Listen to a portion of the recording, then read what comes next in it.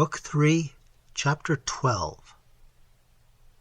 On returning from Vesuvius, or Pompeii, you enter Naples through its most animated, its most Neapolitan quarter, through that quarter in which modern life most closely resembles the ancient, and in which, when, on a fair day, the thoroughfare swarms alike with indolence and trade, you are impressed at once with the recollection of that restless, lively race from which the population of Naples derives its origin, so that in one day you may see at Pompeii the habitations of a remote age, and on the mole at Naples you may imagine you behold the very beings with whom those habitations had been peopled. But now, as the Englishman rode slowly through the deserted streets, lighted but by the lamps of heaven, all the gaiety of day was hushed and breathless.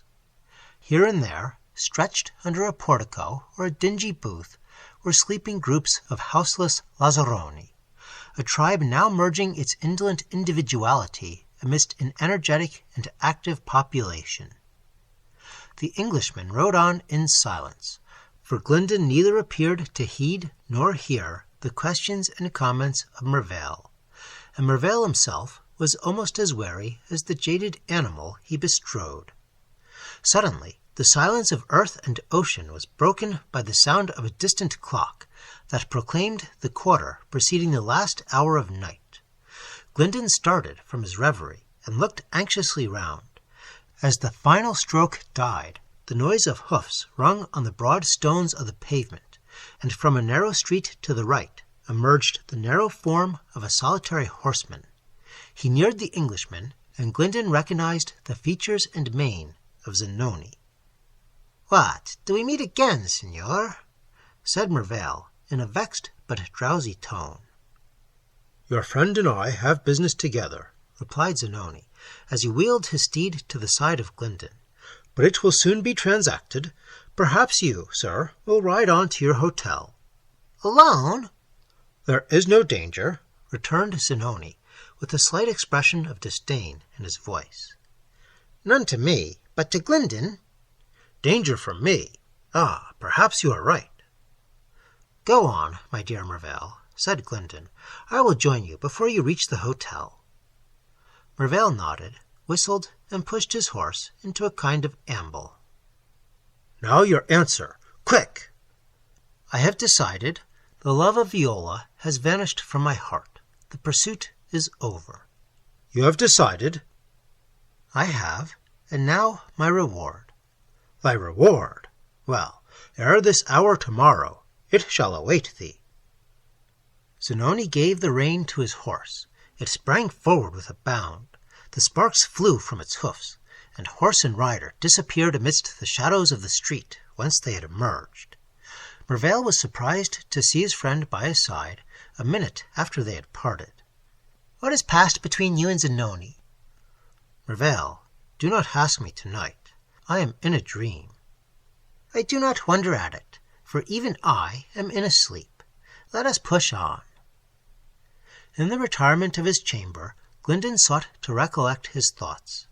He sat down on the foot of his bed and pressed his hands tightly to his throbbing temples. The events of the last few hours, the apparition of the gigantic and shadowy companion of the mystic amidst the fires and clouds of Vesuvius, the strange encounter with Zanoni himself, on a spot in which he could never, by ordinary reasoning, have calculated on finding Glyndon, filled his mind with emotions in which terror and awe the least prevailed. A fire, the train of which had been long laid, was lighted at his heart, the asbestos fire that, once lit, is never to be quenched. All his early aspirations, his young ambition, his longings for the laurel, were merged in one passionate yearning to surpass the bounds of the common knowledge of man, and reach that solemn spot between two worlds on which the mysterious stranger appeared to have fixed his home. Far from recalling with renewed affright the remembrance of the apparition that had so appalled him, the recollection only served to kindle and concentrate his curiosity into a burning focus. He had said aright, love had vanished from his heart. There was no longer a serene space amidst its disordered elements for human affection to move and breathe. The enthusiast was rapt from this earth, and he would have surrendered all that mortal beauty ever promised, that mortal hope ever whispered, for 1 hour with Zanoni beyond the portals of the visible world. He rose, oppressed and fevered with the new thoughts that raged within him, and threw open his casement for air. The ocean lay suffused in the starry light, and the stillness of the heavens never more eloquently preached the morality of repose to the madness of earthly passions.